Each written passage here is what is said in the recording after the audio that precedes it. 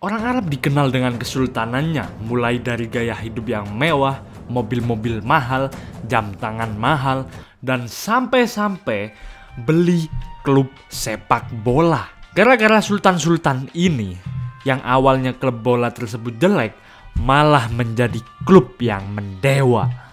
Sultan-sultan ini membeli pemain-pemain yang mahal, pelatih-pelatih yang sangat dewa, stadium yang gede, dan masih banyak lagi. Jika nggak ada orang-orang ini, mungkin tim-tim bola ini sekarang nggak sebagus yang sekarang. Sebutan para orang-orang ini yaitu Sheikh. Jadi, berikut ini 3 tim yang dibeli oleh sultan-sultan Arab yang dulunya nggak enak menjadi klub bola yang dewa. Yang pertama yaitu Manchester City. Siapa sih yang nggak tahu Manchester City? Tim yang hanya nggak sampai 5 tahun udah berubah drastis. Sebelumnya, tim ini bukan bernama Manchester City, tapi bernama Saint Marks. Lalu pada tahun 1984, mereka berubah nama menjadi Manchester City. Sejak mereka berganti nama menjadi Manchester City pada tahun 1984, masih saja belum ada perkembangan yang drastis pada klub tersebut. Banyak sekali orang-orang yang pernah membeli klub ini tapi lalu melepasnya kembali. Tapi pada tahun 2008, Abu Dhabi United Group membeli Manchester City.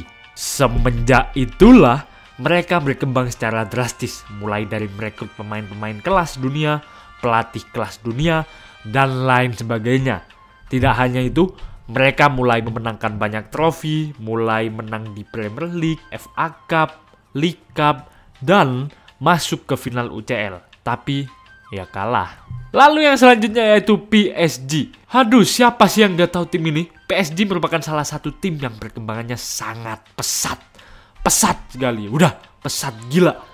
Pada tahun 1970, PSG sebenarnya dimiliki oleh salah satu desainer asal Perancis yang bernama Daniel Hatcher. Tapi karena ia terkena masalah yang akhirnya ia terpaksa harus melepas PSG dari tangannya. Akhirnya PSG pun dijual ke beberapa orang dan hampir semua pemilik yang pernah memiliki klub ini nggak bisa mengembangkan klub ini hingga ke level tingkat dunia. Hingga datanglah satu orang yang bernama Nasir Al-Khelaifi, sang CEO Qatar Sport Investment yang datang pada tahun 2011 untuk membeli klub ini. Gara-gara dia, ia pun mengubah PSG hanya dalam semalam.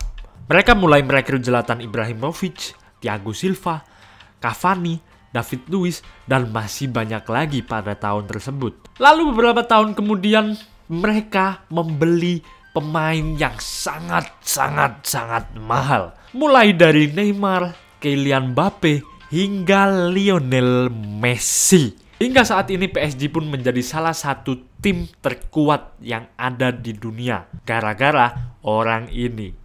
Lalu yang ketiga yaitu Everton. Mungkin banyak sekali orang-orang yang belum tahu kalau Everton sebenarnya dimiliki oleh orang Arab. Ia bernama Farhad Abbas. Enggak. Farhan Moshiri. Ia merupakan sultan yang berasal dari Iran. Pada tahun 2016, Farhad membeli Everton sebanyak 49,9% dari klub tersebut. Yang artinya hampir separuhnya dimiliki oleh dia. Walaupun klub ini sudah dibeli oleh orang ini, masih saja Everton gak bisa berkembang. Tapi karena orang ini, Everton pun mulai merekrut pelatih yang berkelas. Contohnya yaitu Carlo Ancelotti. Tapi ya walaupun nasibnya gak baik, tapi ya gak kayak sultan-sultan Arab yang lainnya. Mungkin Farhad dan Everton tidak memiliki nasib yang sama seperti Manchester City dan juga PSG, yang tiba-tiba menjadi tim kelas dunia seketika. Tapi kita doakan aja mereka cepat berkembang ya. Dan bonus yang terakhir yaitu datang dari keluarga Salman. Lagi-lagi Sultan Salman membuat dunia viral.